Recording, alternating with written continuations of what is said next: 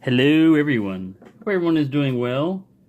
I really had to fight for this lock on eBay. I first saw it, and I placed a bid on it and everything, and then somebody outbid me, and I outbid the crap out of them to get it because it was a lock that came with two keys, and I've never done a lever lock before.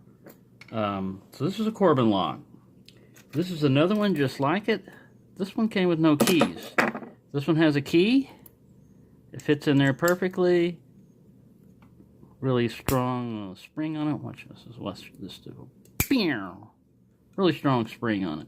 Alright, so they're two exact same kind of models of padlocks. This one just doesn't have a shackle, a chain on the shackle. So I thought, maybe I'll get lucky and this key will fit in. It does, but will it turn? No.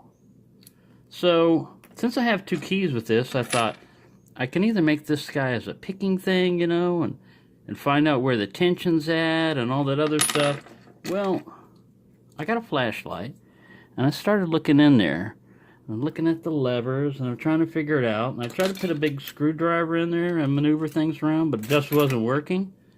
So then I got my little American lock bypass thing, and I got in here, and I was manipulating around, and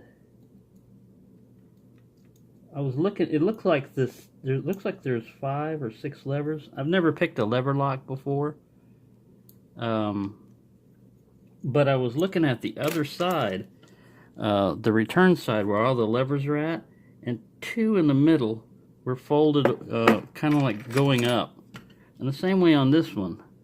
The 2 in the middle were kind of like going up. I don't know if that's the tension ones or the release ones or whatever. But I got in here and I was using my bypass tool to kind of like lever around, and boom, got that sucker. So there you go. That's my first lever lock pick basically on that one. So I was looking up Corbin one in here, just to give you a little bit of history. They're still in business. They were founded in 1839, and basically in 1902, Russell and Cornelius Irwin began manufacturing plate locks. They had a merger with P&F Corbin, originally founded in 1849 by Philip and Frank Corbin. Around 1964, Black & Decker purchased the brands, and it became Corbin Russell. They have a manufacturing facility in Berlin, Connecticut. So, there you go. That was my first lever lock pick. And I'm glad I didn't file down this key and everything, because I was going to do it kind of like Andy Mack does, you know, like sit there and use this guy as a tensioner and then get in there with a wire and try to pick it. But basically, if you've got a bypass tool or something like that with a little curve, seems to be perfect for these guys. And you go in there and manipulate, and you can find the lever that opens it.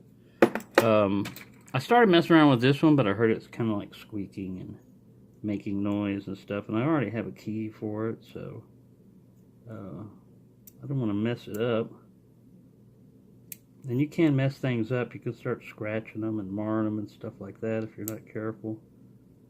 And it's not as urgent for me to pick this one open because I've got the key. And I don't think it's going to work the same.